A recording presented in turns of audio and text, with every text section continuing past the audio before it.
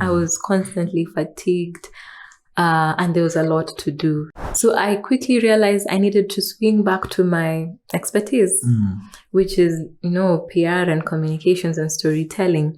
Unatafuta nini kwa milima? That's a good. Everyone asks that. Kathy, si blogs ilikufa. Wapi? Hazijakufa. Very much alive. Blogs died. See, all the people who felt slaves, slaves to designers, slaves to videographers, slaves to photographers, slaves to voiceover artists. Everything is liberating. The slaves have been set free. Bro, if you have a really good team, everybody understands the assignment. My goodness, the work you will churn out, everybody will be left in awe.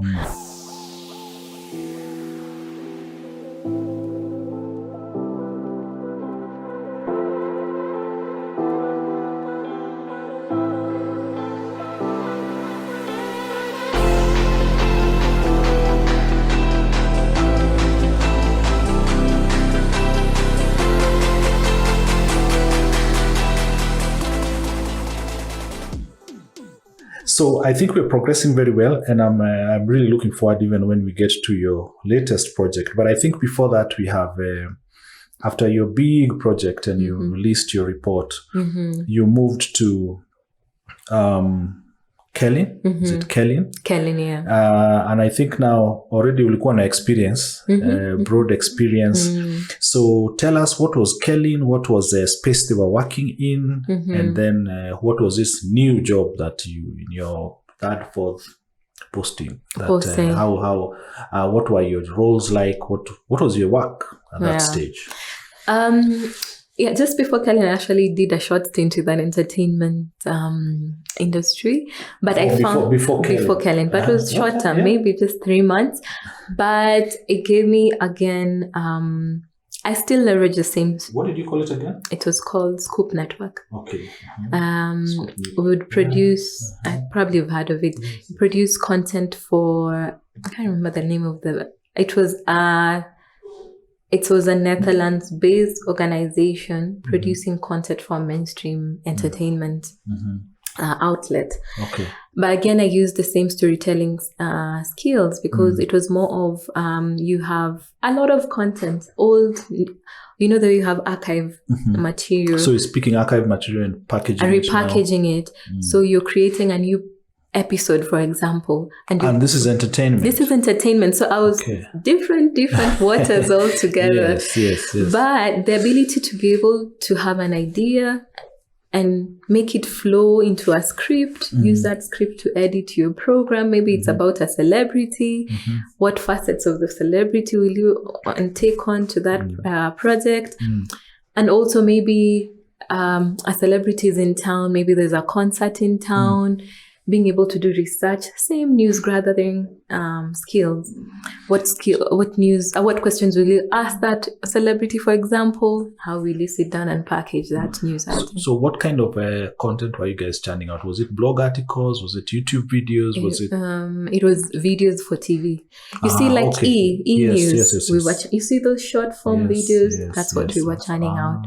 Okay. Yeah, so it could be any interview, whether it's, I remember I interviewed this Congolese musician, and you would be there covering the a red carpet event or these musical festivals, but you would have an opportunity before the main event to interview them. And then now, of course, the main event would be your B-roll, and you'd come put together everything. It was a playful detour to my career, but I slowly different but it was really good because I got to use my video editing skills again.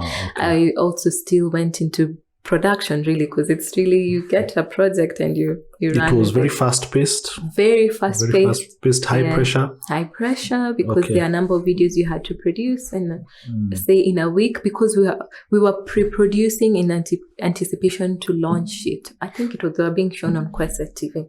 Okay. So there's a lot, there's a deadline to meet and there's all that. But already I had gotten used to pressure. It was more of what's the flow of work in this space and how do you optimize it. And that was just mere 3 months. It was 3 months because the storyteller in me who wants human interest stories came knocking again and going like, entertainment doesn't feel right. I need to be where things are happening in the community. Yeah, your True North was calling. True North came calling, and that's when I got an opportunity with Kellen. Okay. It was different in the sense now I was working with lawyers. I was working in the HIV space and sexual and reproductive health, which was also a bit of what we had touched on at well. But now this is legal language. Yes, the L in Kellen is for legal, right? It's Kenya Legal and Ethical Issues Network on HIV and AIDS. Okay. Kellen was put together because of the need to intersect HIV and legal issues. Remember Kitambo when HIV was just coming to the fore, there was a lot of stigma. Yes. People would think just touching someone Not just for you, but your family. Yes. Then the whole family was ostracized. Even the branding, then the messaging was more of shock to deter. In Kikuyu, we call it Mukigo because of the Nini. In Kamba, it's called Modelo. They had very harsh names, and like really, it was too blunt and quite savage in terms of in terms of the names that and perception. Exactly. Yeah. So Kellen came into now. Yes, to look at the legal issues, like even when you talk about, if you call it that name, is it doing more harm than good in your attempts to bring people to embrace treatment, to living healthy?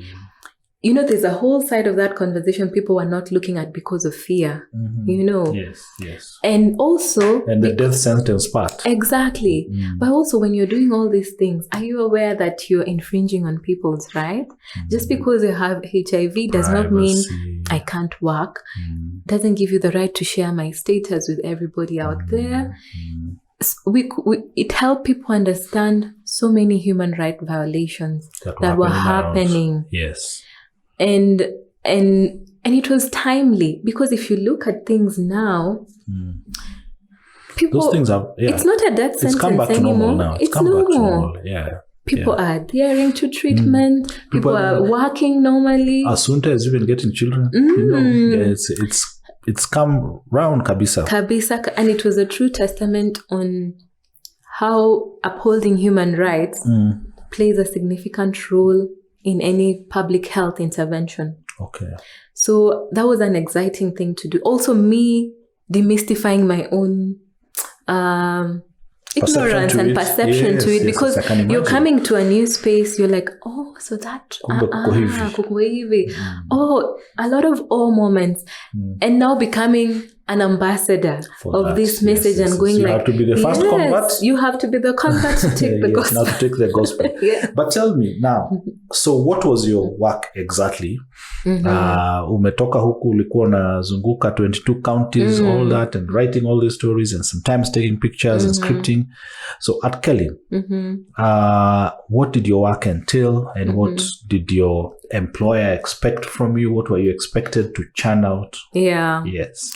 So essentially, it's actually the same thing. Okay. Kellen already had a communication strategy. What was different, their communications elements were handled by an agency, but they wanted to transition into in-house communication. Okay. So I was coming in to take on those multiple roles. Pretty much everything. Again. I was becoming superwoman again. So I was coming to take on the roles of, actually 5. They had someone for media relations. They had someone for web and digital and social media management. They had writers. They had graphic design. Of course, that stayed with the agency. So I was coming to take, and newsletters and all that. So I was coming to take those roles into You one. are coming to take a big chunk of those roles. Yes. And do them in-house. In-house. One person. One person. Of course, Sini is. So it was more, getting in was more of looking at the strategy, reading it, summarizing it to understand how do they do their things, and now starting to implement all that. Did you find that they needed a little bit of an upgrade? Like there was so much happening that wasn't being communicated, or were they already on the superhighway in terms of communication and churning out this media? How did you find Kellen? Kellen was actually in a very good space. Okay. These are people who appreciated the role of communications and PR. Okay. So that for any communications person, finding a team of people who appreciate communication is a big plus. It makes your work very easy. It's sorted half of your problems. Because your gospel is not starting from spoon feeding. Unconvincing. You're already running. There's are people who are running. So you're the one, exactly. So they knew, like if you make a case for something, they know the value behind it. And that really made it easy.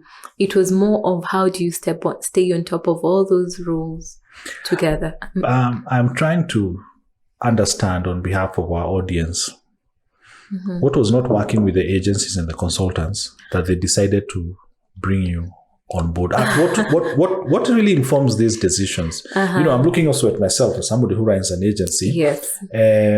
Sasa wanatunyima kazi, wanahaya mtu, wanamlipa mshahara in-house. How was that decision? What was your organization looking for? Okay. So we are looking at a context of budget cuts and stuff like that. This is donor-funded projects. Okay. So you're looking at sustainability. You're looking at the relationship has been working. Our products have been on point. Our communication is the impact synchronous. Is there. Yes, everything. Impact is there. But are we able to sustain the cost? The cost, no. Okay. What's the best next strategy to keep us running at the same level? But at a more affordable cost. So that's what informed the decision to have an in-house. Fair enough. I think that makes sense.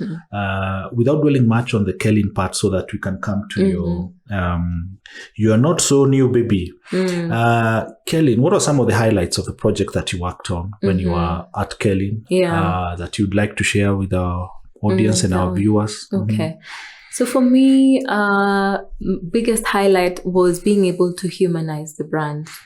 So this is legal. It's very heavy on the legal terms. And they had a really great audience, especially abroad because of the donor reach and partners, and also locally. But being able to just communicate to the normal person again.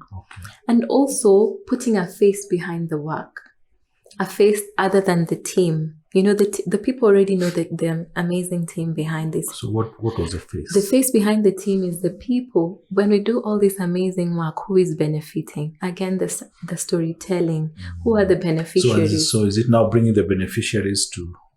Yes. And these beneficiaries are HIV? Yes, it's people living with HIV. It's people... Living with people with... HIV. Yes. It's people working with people living with HIV. So being able to tap those stories, because those stories help to humanize your brand. When I go to... So you're bringing them from Muku, legal, mambo mingi, jargon, what, and bringing them now down to our wananchi wa kawaida, wanjiko level. Yes. So when I say Kellen defends your human rights, you're not just left there. You're translating those human rights. When they're defended, this is what it means for your life. So, for example, I'll give an example of widows, for example. We had a program on championing widow rights. And the issue was they were being disinherited because after their husbands passed away. Yes. So when you're saying you're defending that widow's right, it means you're going to the ground, you're enlightening the community leaders. They're able to sit with the families, tell them the law advocates for equal ownership of property. Yes. So taking this land and this home from this woman because her husband died is infringing the law. So someone is able to see how the law is defending someone's life. The widow is able to get back on her feet. She has land to till. She is able to provide for her children. If it's on HIV and AIDS, it means... for example, we used to have very many legal cases because you're monitoring where human rights have been violated. Yes. So you would go, for example, maybe somebody disclosed somebody's status without their consent, and maybe there's a whole case around it. Yes. So it's helping people understand. So what does that mean? This person, for example, cannot get employment. Yes. they're ostracized, they're stigmatized, their life is even not the maybe same. in public services, or you tabaguliwa. So it's translating that. Another angle would be like this story I did for this gentleman from Zambia. He was among the top leaders in the police force, but his understanding through Kellen's training on what human rights are helped him go back to his institution and translate the legal elements into their day-to-day work. So, for example, like we shouldn't discriminate. For example, if we have sick inmates, for example, the prison sector, we need to look out for them. We need to, for example, maybe we should have different facilities for inmates, for example, who have TB, because you're trying to control the spread of it, TB, but you're also treating them with dignity. They're being fed well because the medication also comes with a lot of side effects. They need to, it's translating. When you catch the vision of human rights is like this, these are the human rights. Doing this and this means you're upholding them. What we've been doing is really infringing on them. It's now being able to show cases where people have understood the law and they're going back in their institutions, they are changing so that they are consistent with what the law is asking them to do. One of the things I've come to learn, and it affects storytelling, it actually gives, as I try to understand storytelling, having not come from that comfort zone of writing, like my background is in, of course, graphic design and photography. Then over time, I have come to learn to write and write creatively and write creative copy. But then I think, and you can tell me if you agree with me, because you have a story, but unaweza itwa mbali sana. You're telling me about side effects of maybe the ARVs. You're telling me about somebody losing a job because their status was disclosed, and it affects his family, and it affects far-reaching effects. And what I think that even storytellers, and you can tell me if you've seen it even in your own scenarios, is unakuta story inaweza enda mbali sana. The other day I was discussing with someone about road accidents and how we talk about the fatalities and forget the people who get maimed. They have dependents. And I think even I'm trying to wonder, Kellen is just dealing with HIV, but you find that they are far-reaching things. You're talking about health. You're talking about economic empowerment. There are very many things. And I think, I'm sure you have seen that long. By the time you're telling a story, you can even start very far because it affects. I don't know if you agree with me in terms of, it's like an ecosystem of the story, and it's very broad. It can be very broad, and it can affect a lot of things. And so for you at Kellen, maybe I was, and I had asked that before, the highlights of even the other projects that you did, including the skills that, were there new things that came into your job at that time? Were there new, lazima niulize, at that point, did you have to learn new skills? Pengine social media ilikuwa imebroaden. How was it? Were there new things? And then were there new skills? Were there new tasks, new roles that you had when you were at Kellen, as we get now to transition to your picture narratives? Okay. So at Kellen actually was an amazing opportunity to now be a full-time social media manager, content producer. Social media was your playground. It was my play. It was the first time I got permission to just run with it. All these other places, and probably I could determine what to do, schedule it, plan, and do all that. So the other place I was churning content for someone else to schedule and do all that. Here I was able to feel the pulse of the institution's accounts, feel what kind of content people want, what people are reacting to. work with the graphics designer to do posts and all that, work with the program managers. You had a lot of freedom. I had a lot of freedom, and it was good in terms of being creative and seeing what we can do with it. And, so it was more of, what are we focusing on? What are the big issues this month? I was supporting like 5 different programs. Yes.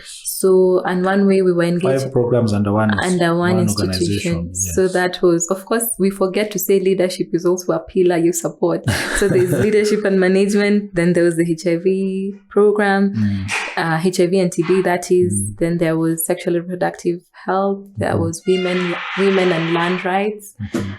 There was also a key population component. All these programs have multiple donors. So you could easily say 5 programs, each with at least 3 donors. Okay. All of them expect different outputs. So you strategize and see what needs, what communication support do they need? Yes. Is it social media only? Do they need graphics and report writing? Do they need media features?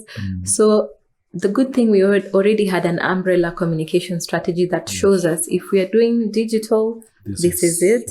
These are the tactics to use. If you've just launched a report, this is how to popularize it, bring visibility. If you're doing media engagement, this is how to go about it. Okay. So having a centralized strategy and adapting it to meet the donor communications requirements of there. Okay. So we got to do a lot of digital campaigns, Twitter chats, and collaborate. For example, if we have a whole campaign in the press, where we're in panels talking about different issues. For example, when we were launching the succession steps. So that was really telling people. These were the land issues. The land issues. Women, yes. It's enlightening Kenyans that, you are at a risk of being disinherited if you don't know your land rights. And with the Women Land Rights team developed a toolkit about how you go about succession. When the main holder of that property passes on, how does it be transferred to the beneficiaries? So we collaborated, of course, with the judiciary for this. And there was a whole conversation online. We were able to take the get team some engagement and on traction media. on Then how do you translate this traction on digital? Sharing snippets from the media house, also getting visibility because the media is also running it on their digital campaign. So I really got to understand how the digital space works. Measuring metrics, what kind of feedback and content do people like, what more should we create, how soon should we respond, and knowing which platforms were getting more engagement than others. For example, with all this organization, Kellen really thrived on Twitter because even the nature of it, it's not you need something short and sweet, and Twitter just triggers your mind, and Twitter did it for Kellen. In terms of the softer issues, we take them to Facebook, for example, and Instagram. So I really got hands-on. I would say I really was able to just... By that time now, you got your good experience and confidence now to deal with social media.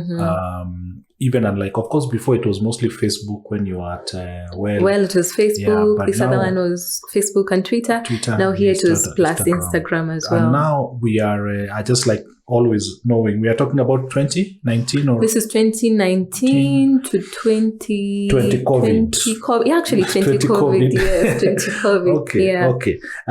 So let's, because I also want us to look at some of your work, and I think we have around 4, 5, 6 major projects that we had looked at earlier when we were preparing. So was your Kellen shift to your new project, was it family? Is it the family that pushed it there, or is it COVID, or how? I got a transition briefly. So from Kellen, ulijipataje? Picture narratives.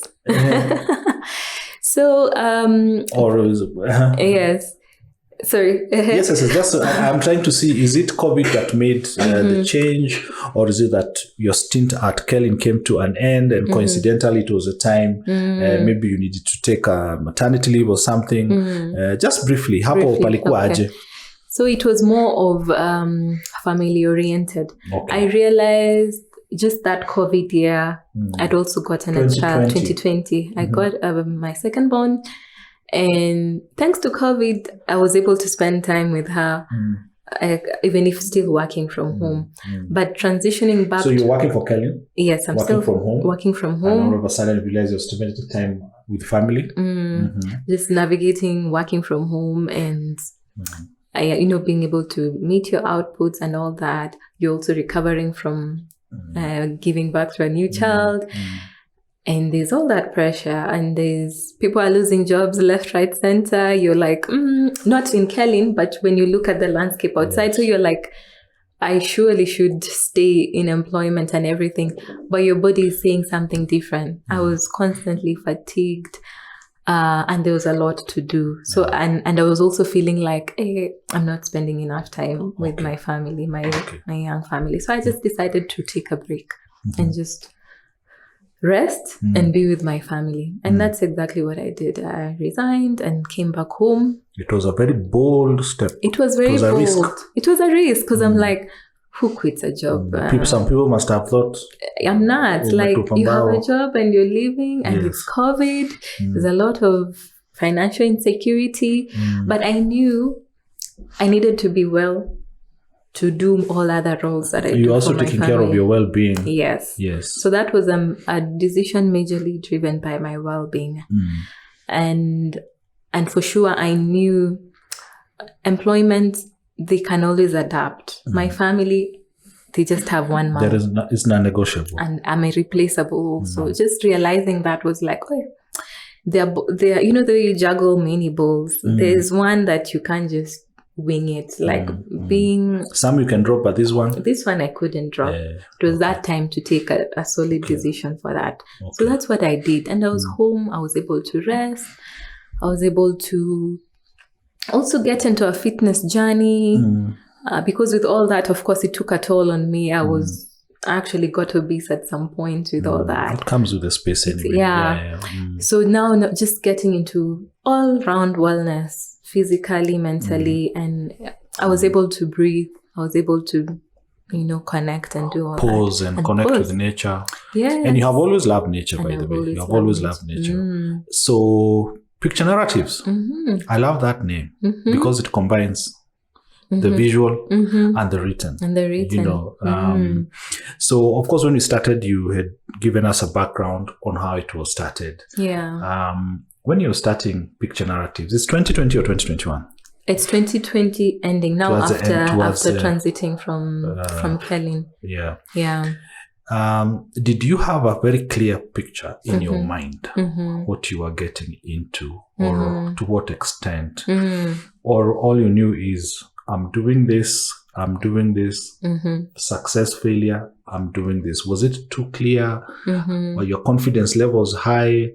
Or it was just a fire in your bones that was just burning?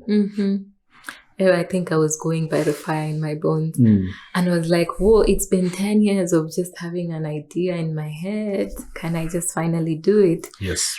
And I was like, now that I'm home, I'm fit. I can go outdoors. I can go to the places I wasn't otherwise able to physically go through because I wasn't fit. And I was like, I think I can match the two. I can go back to hiking. I can pick up my camera and take landscape photos. The novelty of the idea was amazing. Like, I knew people would be here buying pictures left, right, center. So one of the things that you actually anticipated was that nitauza mapicha. Nakwambia nitauza mapicha. So uliuza ngapi? Hi. That first year, what's the name of this company? I don't know. It's a production house. They produce pictures for photographers. Why am I forgetting? I'll remember. A local one, Nairobi. Their tagline is "Keep Memories Alive." You probably know them. Yes. So they had this campaign of printing pictures for people on this white board. It's not very durable. Is it Perfect Pics? Perfect Pics were doing that campaign. Yes. Because it was more of how do people are stuck home? People are realizing they hate the way their homes look like. Yes. People are busy renovating homes, those who could. People are going to Airbnbs and staycations. Yani umechoka kukaa nyumbani. And photography is a good way to enhance your space. Spaces, yes. So there was that campaign by Perfect Pics, and I was able to sell a few. My former classmates graciously were able to buy. And I go like, okay, maybe we can do this. Actually, it started with that. Then I was like, okay, maybe I can make the business could take that trajectory. So after that campaign, tumachoto wako tukafunguka kidogo. I can start selling. I could, yes, because initially I was like, I love photography, but how would that look like in a business? Or how can you monetize? Yes, how do I monetize it? Okay. So that was it. So I went in with that, and I had also, just from walking around, I noticed we decorate a lot with foreign concepts, yet we have a lot of beauty all around us. And I was also... Too much of local. Yes. And I was like, even just that interaction with Perfect Pics, seeing all that, the gallery of the beautiful work photographers from Kenya were doing, I was like, how come we don't see these things in homes, in hotels, in offices? Yes. Like, why are they... memories in our hard disks and not in our home. Yes, we are hard disk photographers. Yeah. So tell me, now your picture narratives, and I can see there was more of fire in your bones than these discoveries could have been catching up with you as you move along. Like the example of the Perfect Pics, printing and the competition, or rather the promotion. Yes. So, and you've been at it for 1, 2, 3 years when you have learned. And how did picture narratives connect with all these skills and experience from Tangaza to working with the Women Empowerment Organization, your entertainment casting, the USA project? How did they converge? How did they converge, and how did it affect now how you started crafting, shaping your company profile, the services, the solutions, zile ulikuwa unajaribu. Sasa mtu akikuuliza, so what is picture narratives? And how was the convergence? Okay. So as you're saying, quickly, I learned that before I need to give the business time to grow, I needed to accommodate a growth curve because I quickly realized it was still post-COVID. Deco and beauty stuff were not essential. So people are not spending on that. So I knew it's still a passion, but I would have to hold to see results for that. Okay. So what I determined was just sort of do a quick strategy and also determine then how does the business stay afloat while I'm accommodating this growth curve.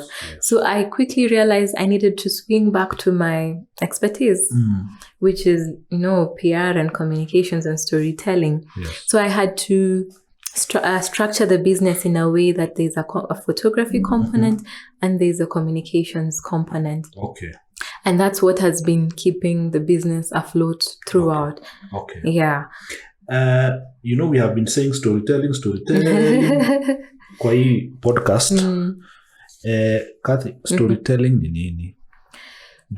Ni yako inaitwa picture narratives. Picture narratives. Storytelling, exactly. What is storytelling and why is it a big deal? For people who are watching this show, what is storytelling first? Essentially, in the simplest way, it's the art of getting a message to your audience through written format. Okay. Yes.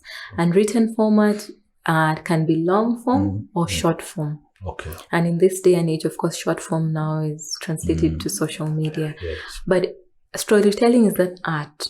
You have a message. It's clear the message. You determine who am I writing for. Who you're writing for informs how you write it. It informs your tone. Is it serious? Is it chatty? Is it playful? And what's the call to action? It's looking at all these components of the story. It's weaving in the 5 W's and 1 H we learned in journalism and making a case for why should you spend time listening to this story or reading this story. Okay. Yes. Basically delivering that message. Kathy, considering that we are here looking at digital media, social media, content creation. Why is storytelling important? Why can't I just say what I want to say straight up? Tusonge tukisongaga? Why should we care as content creators, as communicators, as media people? Why does storytelling matter? What's its importance? What's the difference with storytelling as compared to other ways of packaging information? Well, simply for one reason. All this other form of communication has its place. Okay. And for example, we've always had the news. If I need to say it as it is, mainstream media does that so well. But we realize all of us are competing for the same audience's attention. And evidently, with more and more case studies, we're seeing to endear your message to your audience, you need to speak to the heart. So if you're speaking to the heart, it can't be hard news. It can't be, you can't communicate the way you talk to your fellow colleague who understands your jargon and everything. Yes. I need to present this information in a way that weaves its way into your heart so that you care. Also that you come to awareness. It's all about, even if it's for business, business is about letting people know what it is about and them linking it to an issue they are facing. So you're presenting a solution, they make the decision, then they buy your product or service. But how you present it, it can't be like cold calling days. Those days don't work. Nowadays, if you take the phone to call someone, they just hang up on you.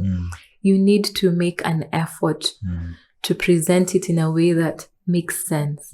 A way that connects. You need to find that connection. And that's why we're always starting with the audience. If it's women, maybe I have a product about, I don't know, fitness. Maybe I have a new fitness regime.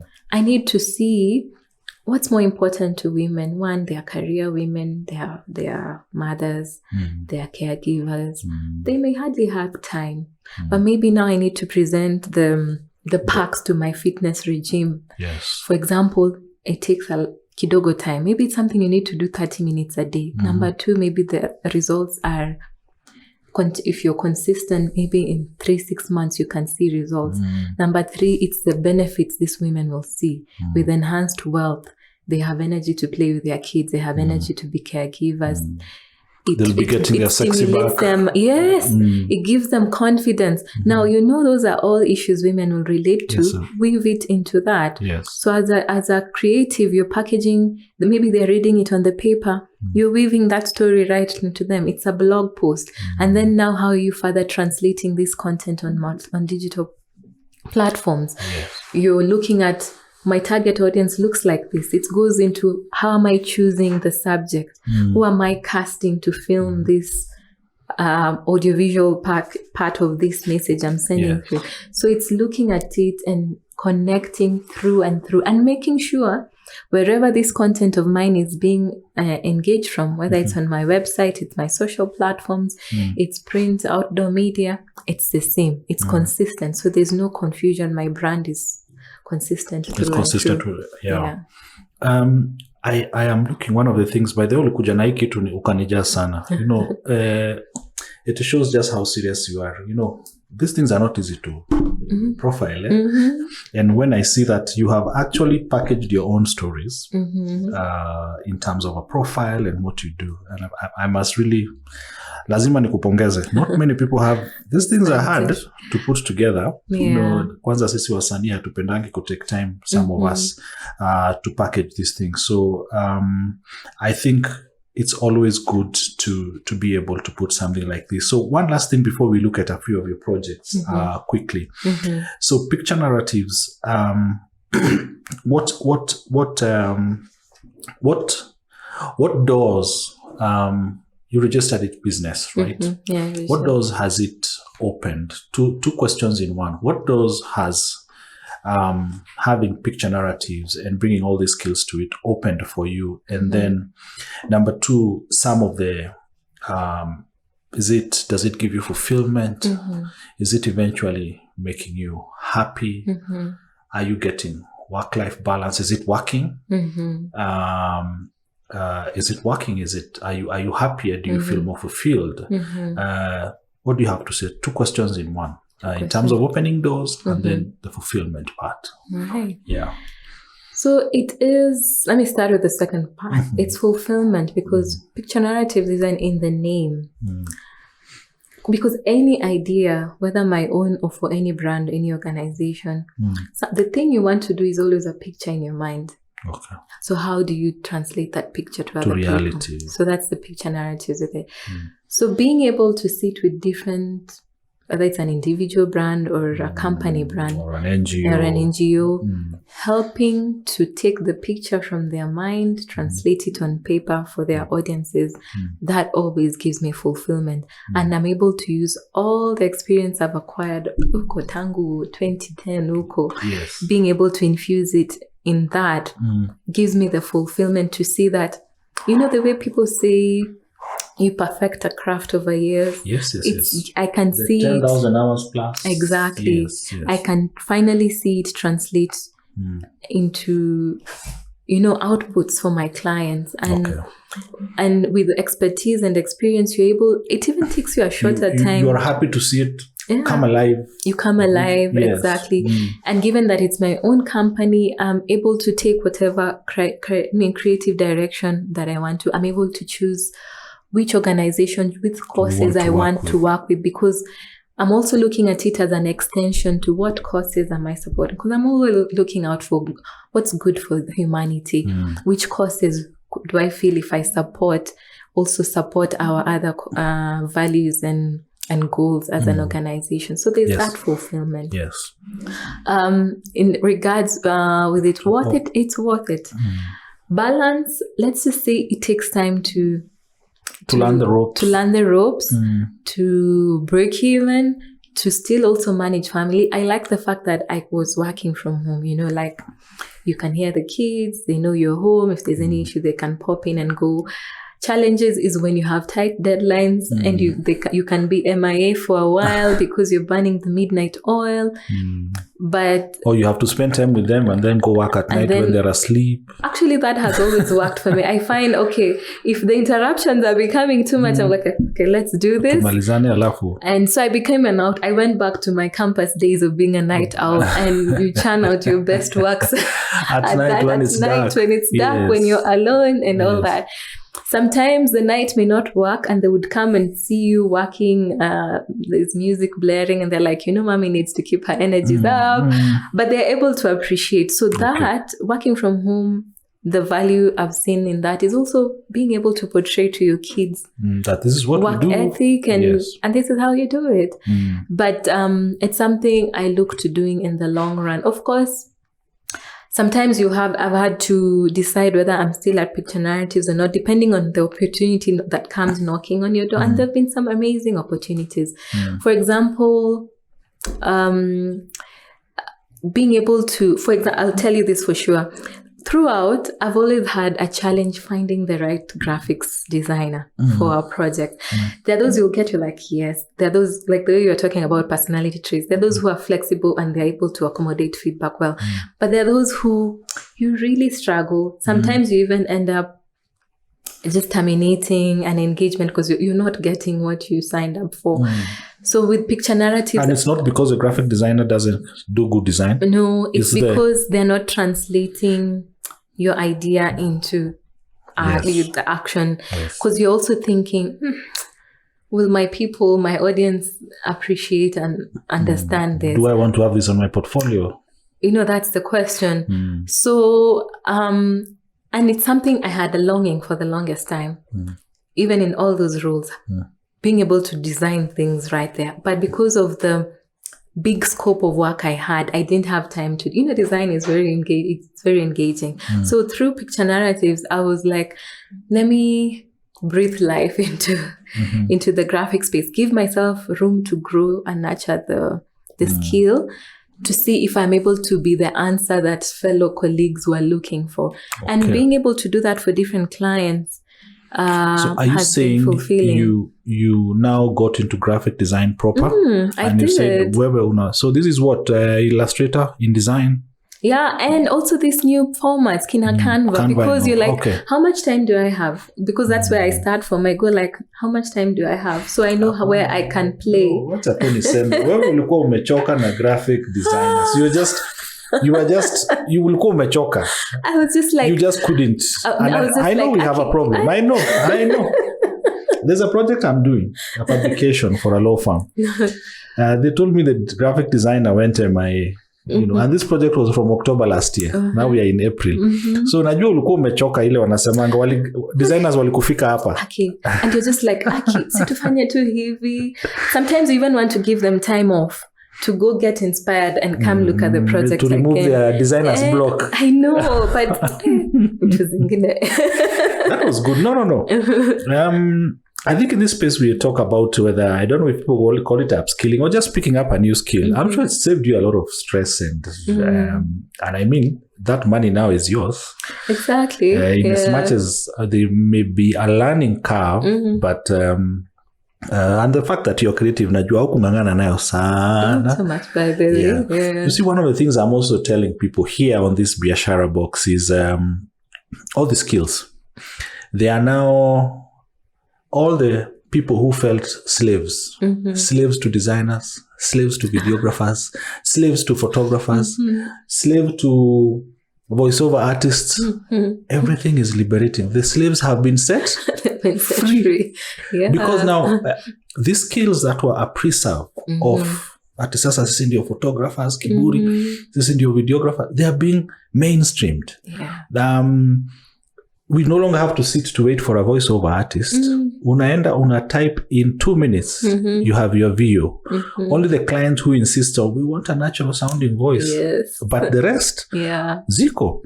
I had somebody I know I worked with, and they told me I was taking too long to deliver their designs. The next minute, by the way, mimi nimeanza kutumia Canva, jipe shughuli. It's a friend. And they're like, I can't wait. Yeah. And it's like, I want to have more design. So I understand when you tell me that you had to learn graphics.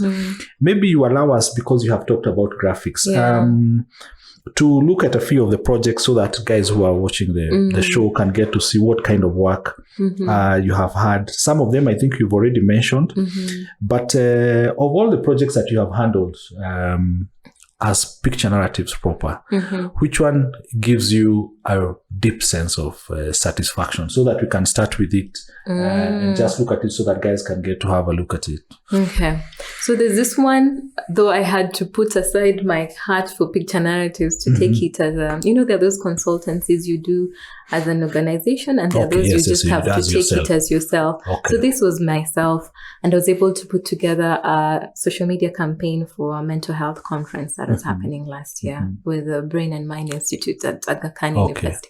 And it was one of the projects I'm really proud of, because all these times when you are the one woman wearing all different hats. Yes. Here was an amazing playing field where everybody had a clear-cut role. So I was told... Again, you're back to teamwork, yeah? Yeah, back to teamwork is it. The people say teamwork is a dream work. See saying too evil.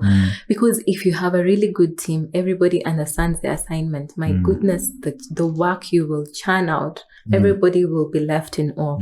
Like I remember on the last day of that conference, even the production team were like, my God, Kathy, your level-headedness and coolness.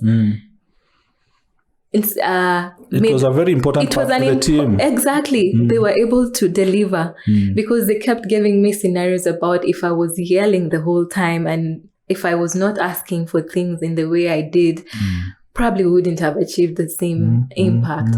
And just being able to calmly sit down, tell them, can we do this and this and this? And then asking them, how do you think we'll capture this? Just making sure everybody is contributing.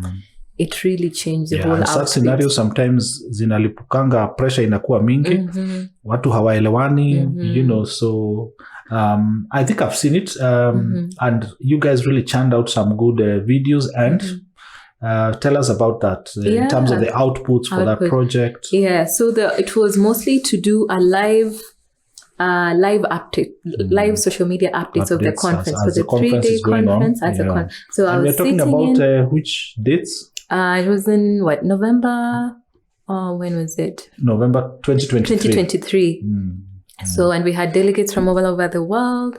So it was sitting in, looking at every session, taking a highlight. Conferences are really fast paced. Yes, and some have a lot of deep stuff. And this, we're talking about mental and brain health. It's neuroscientists, psychologists, policymakers, every different kind of medicine, weaving it in, presidents of the university, just an artist, looking at all those components. So quickly I realized I was one person who couldn't be in all, and then of course there are breakout sessions. Yes. So I realized I couldn't be everywhere at the same time. So a strategy we did internally with the BMI team was have people serve as rapporteurs, and they would feed me notes from the sessions I wasn't in, and even where I was. And then you have to filter. So I would quickly scan through and see if this is good, and now craft it quickly for all the platforms. We're on Twitter, we're on Facebook, and we're on LinkedIn.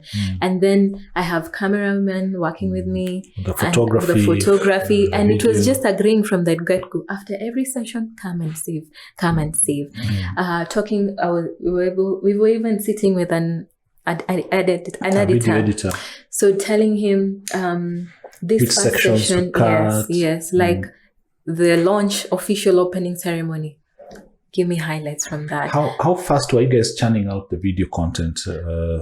So for example, every day, at the end of every day, I had a highlight for the day. Or at the very least, I had highlights for day one. The video was ready by morning the next day. For the following day. Before you guys start, they can already see what happened yesterday. This is a recap of yesterday. And every day, like the morning session, by the mid-morning section, the editor already had a morning highlight video. So I'd tweet it. So by lunchtime, you have a short clip from the morning sessions. And by the end of the day, he would push to have the afternoon session. Okay. So, and then of course now it becomes easier now to combine the full day. It is. And also it broke the monotony of just a post and a photo. For people who just wanted a highlight, they could quickly just look like that. And I would easily anchor that back into the Institute's YouTube channel, increase traffic, divert traffic into all those platforms we were there. I think we are already in that space. For several years, we've been doing events, and that is what we are doing today, where when events are happening, nobody has the time to wait. How many days after the conference is when you're giving us these things? They're happening that time. Real time. And by the time the last day, day 3, they're having their closing session, they play a 3-minute highlight or 2-minute highlight of the whole of the whole conference. Okay. Any other aspects of that project that you'd want to share before we go to the next one? I think it was I love what I'm seeing there. Even the pictures, and then you had to do the text for the posts on social media, and the pictures. Of course, you're working with the photographers to give you those things. The photographers. It was really exciting coming to see everything come together. I must commend even the organizers of the event, being able to determine that we couldn't leave this job to just one person. Like if I compare a scenario where I was in a conference, I was the photographer and the person posting online, the output, it wasn't as fast as this one was. Because it's you taking photos, coming back to your laptop, saving, taking time to craft a message. It has its challenges, and of course it also shows in the output. So at the end of this, we're able to look at the analytics. It really was... It made a case for conferences as tactics for organizations, for brands to increase visibility and awareness of what they do, and engagement. And we could, because of that foresight of the organizers at BMI, they were able to really reap the full benefits of this conference for their visibility and engagement strategy. So definitely the kind of timeliness. Today we are in an era where people don't wait. People can't wait. You can't be telling us about your conference after the week. People get information. Okay. Let's look at, there's something that's really fascinated me. Your your climbing Milima series, because you have mentioned to us that you love outdoor. Tell us. This is personal, but it's also business. Make us understand. So you've gone to where Mount Kenya, Kilimanjaro, and now the local mountains. Okay. Yeah. What is it to you? What value is it to you? And can you just draw for us, how do they converge? It's your passion and love for outdoor and finding maybe unatafuta nini kwa milima? It's okay. Everyone has that. Let me tell you, uko juu ya milima, the views are not what you see every day. Yes. I think if you just experience one, you will just keep going. Okay. It's the freshness of the air. It's the rarity of that scene unfolding before you. It's being one with nature. There's something about it. It's very healing. Spirituality. And it's spirituality. You feel really anchored and you know what you're doing. You're supported. So for me, being finally fit to be able to do that, it was just remarkable. Because as I was saying earlier, you can be in the grind, in the rat race. You're constantly churning and giving, but you're not fueling anything. You're not filling your cup in any way. Yeah. So as a creative, you have to keep, if you're writing, you have to keep reading other people's work to nourish your tactics and styles. You have to do training. You have to write non-work related work. Yes. So that it gives you just like sharpening keep sharpening your skills. And you're giving it to mentors out there to critique and give you feedback. That's how you grow. Yes. So for me, going back to hiking came at that point where I needed to nourish myself. Okay. And being out there nourishes me and, inspires me. Yeah. So, and the funny connection I made is, those trails can be really hard. Okay. There's some nice plateau where you're just taking the sun and the breeze, and then there are treacherous paths, and you're like, my God, this is like that time I had how many hours to turn in this job. It so relates with our everyday work. Life. So when I'm there or when I'm at work, it's midnight, it's 3 a.m. and I'm just, you have a light moment and remember that time on this mountain where this and this happened. Yes. For me, it just infuses. I can tell. Even on this show, you now have started smiling so much. I think you're just remembering those moments and they are really making you very happy. They're really, okay. And talking of those, the mountain sessions, and I see on your website you have blog posts about them, which makes me ask the next question as we for sure now head towards the close. I know this session imekuwa mrefu, but we most likely will have to do part 1 and part 2. I think so. But it's all important for us. Blogs. Kathy, si blogs ilikufa. Wapi? Hazijakufa. Very much alive. Blogs died since the 2010s when people were writing. They're not dead. Ilianza huko, but let me tell you, today, the internet will reward you if you give valuable content. And the easiest way to do that, to have those search engine rankings 1, 2, 3, is if you're blogging. And writing is a medium businesses can use to engage their audience. And if you're constantly... To tell the stories. Tell the story. Yes. And now it's not just telling story, you're giving value. For example, if I'm here, picture narratives, I'm just putting photos. My entire blog is just photos and captions. And maybe there's another version of picture narratives who are probably doing like how to prepare for a hike, how to take this photo. It's those how-to questions are what people Google all the time. Okay. And if I am doing my work right, my content is really helping people out. And every time Google is seeing people are clicking on this article a lot, it will reward you by, you will come up top on the searches.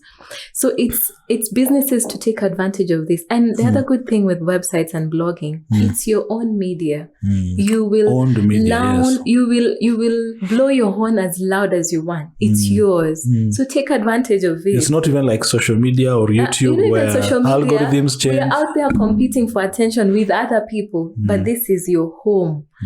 You grow your audience. Grow your audience.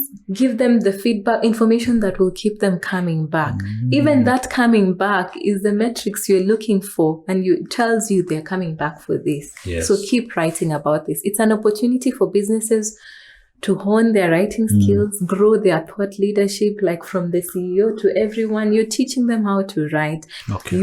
As a storyteller, you're crafting those stories. So it's very much alive. We just need to keep growing, keep nurturing. Organizations need to invest in helping their writers be trained, have mentorship.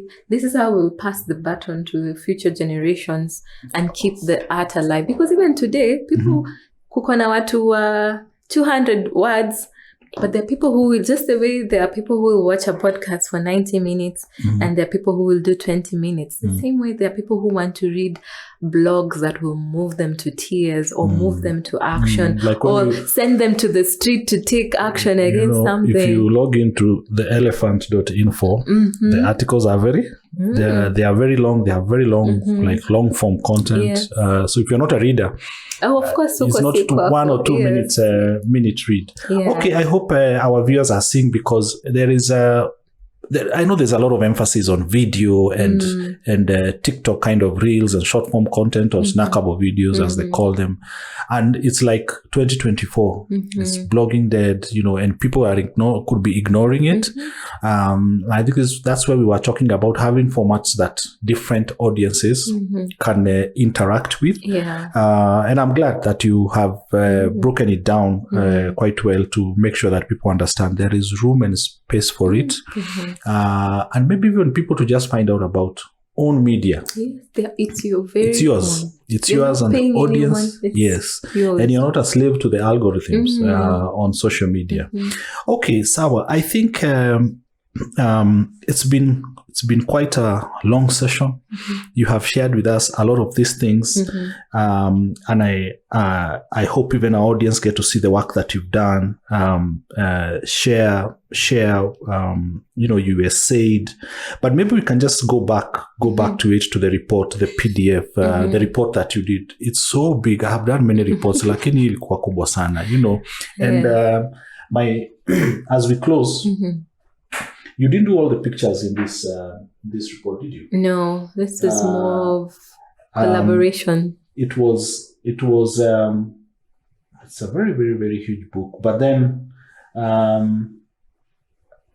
was it a lot of pressure working with the designer, or somebody different? Yeah, designer was different, and they worked with my colleague to see where to put the different elements. Myself and a journalist, we were out in the field in those 10 counties, collecting the stories, packaging them, taking the photos, and now coming back, editing them, positioning them. Because this, at the end of the day, we wanted people to remember the project by this. This was the impact. This was the investment translated to this changed lives, this increased productivity, this vibrant agricultural value chain that even after we've connected farmers with suppliers and aggregators and everything. So it's a case study available to anyone at any time to take on. Okay.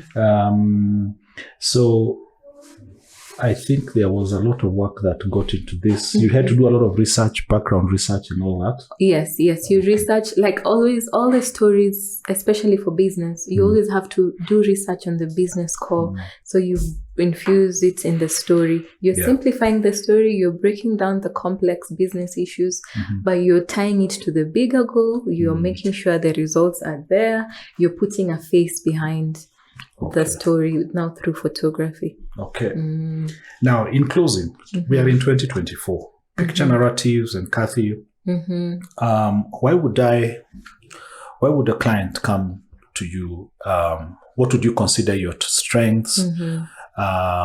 what stress are you going to take away from me as a client? What gaps are you going to fill as we conclude? Because there may be somebody who's watching here and they're your next client. So why would they look for you? And what solutions do you bring to them? What gaps do you help them to fill? Thank you for that. So I bring with me this wealth of experience over these years, just like I've done for Picture Narratives, my baby, having that vision in my mind, translating it into a profile. What's the business promise? How will the business look like? I am offering the same service to a startup or even an existing brand that wants to rebrand. We sit through together. We agree. We know this is your goal. We map out who are your audiences, where are they, how do you want to communicate to them, what story are we telling. So just guiding you through and giving you a brand that you can either run in-house or you can have us run it for you, like whether it's maintaining that presence, whether it's the writing and blogging and copywriting support that you need. Because we've worked with so many clients, some just need one. And the idea is to sit with them, identify what communications, writing understand support what they do. And you write. Some just need graphics design. Some need a new identity. It's a startup. They have no clue what logo they want. They have no clue what they stand for. It's just the way I would take a story and run with it. I would sit with you, interview you, see what you want to do, and be able to translate that and package it and tell you, this is it. And always collaborating. It's a creation of the client and us, and Picture Narratives. And you're proud at what you get at the end of it. That story you are telling me, what do you have to tell these people who make posts on social media? Na ukisoma unaona ni ChatGPT na kuongelesha. I tell you, by the way. What digital and AI have really made the space easy, but there's one thing they can't take away from us. It's the authenticity. Even when you're using, and by all means, use technology to enhance your efficiency, shorten your time. I'd say never lose the spark of writing as a writer, as a creative. Have that idea. And because we understand the timelines are always not as ideal, then you can leverage technology. So don't just be the one who prompts ChatGPT, create this post. Make it a habit of originating the post yourself. If it's a blog, write it out, by the way. You better use these platforms to enhance. Check, maybe you're installing Grammarly or Killboard. You're checking your errors, your whatnot. But I would encourage, from someone who is keen on growing, don't let it write for you. Take the suggestions, do the rewrite yourself. You will find you're becoming a better writer as you go along. So the apps are helping enhance you, your quality, your expertise, rather than taking the shortcut. Let them be that dream PA or that critic committee that you've always wanted. Leverage them in that way. It will enhance you in amazing, amazing ways. And still, there's that authenticity. When I read that caption, I will see there's heart and soul here. It's not generic. It's not plastic. It's there's something there. Great. I think that's what the professionals who appreciate AI have been telling us to enhance. Finally. Nikitaka kununua picha zako, nitazipata kwa website ama wapi? Nitazipata kwa website. To buy the photos, go to www.picturenarratives.com. You can see, you just go, there's a shop option and you can cruise. There's also a search box that helps you key in keywords. For example, you want waterfalls, you just go click waterfalls. Maybe it's wildlife, is it mountains? Just click in and it's an automated process. On social media, we're there on Instagram, Picture Narratives KE. Just drop a query if you find any difficulty, challenges accessing it from the website. We are happy to guide you. And you can always be called and just walk you through the entire process. I see. Yeah. Kathy, asante sana. Thank you very much for taking the time. Thank you for being patient. This session has been the longest. Unaona hata venye kilele huku ya crew wamekaa wanataka kwenda lunch. But I appreciate your time. And the fact that you took time to share with us a lot of information at depth and at length about your business and personal experiences, including a little bit about your family. We don't take it for granted. And we hope that even God will continue to bless you and even expand the borders of picture narratives. And I also hope that our viewers and our followers for Biashara Box, that you have really gotten to enjoy the value of storytelling and how it weaves in with the rest of the skills and pillars of content creation. And we hope that you can give us your feedback. We hope that you can give us your views, even suggestions of how you'd want us to package this show and how we can help each other to grow, because content creation has become like everything in communication, in branding, in selling. It is very important. And I hope to see you in episode number 5 of Biashara Box. Asante sana and bye-bye.